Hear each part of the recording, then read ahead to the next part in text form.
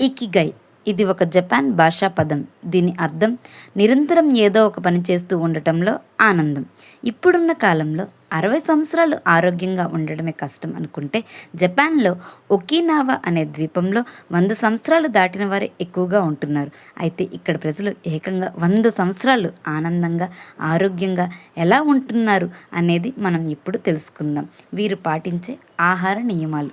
వీరు తినేటప్పుడు హరాచిబు అనే ఒక నియమాన్ని పాటిస్తారు. ఇందులో వీరు పొట్ట 80% నిండినప్పుడు తినడం ఆపేస్తారు. దీనివల్ల జీర్ణక్రియ బాగుంటుంది.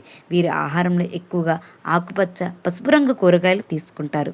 తక్కువ క్యాలరీలు ఉండే చిలకడ దుంపలు, టోపు, మిసో సూప్ వంటివి ఎక్కువగా ఉంటాయి. అలాగే చాలా తక్కువ మాంసాహారం తీసుకుంటారు. అంటే వారానికి కానీ నెలకి కానీ ఒకసారి తింటూ ఉంటారనమాట. శారీరక శ్రమ.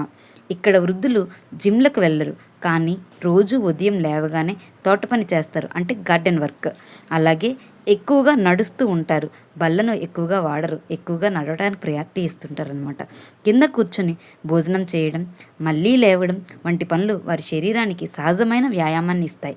మోయై వీరు ఎప్పుడూ ఒంటరిగా ఉండరు. చిన్నప్పటి నుండే 5 నుండి 10 మందితో కూడిన ఒక బృందాన్ని ఏర్పరచుకుంటారు. వీరు ఒకరికొకరు ఆర్థికంగా, మానసికంగా అండగా ఉంటారు. ఈ బలమైన సామాజిక బృందం వల్ల వీరు ఒత్తిడికి గురికారు.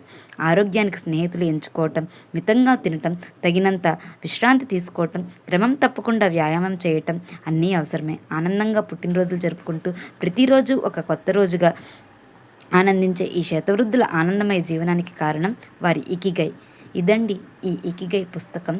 ఇది ఒక మంచి పుస్తకం. పుస్తకాలు చదివే అలవాటు ఉండేవాళ్ళు ఖచ్చితంగా ఈ పుస్తకం చదవచ్చు. మీకు నచ్చుతుందని ఆశిస్తున్నాను.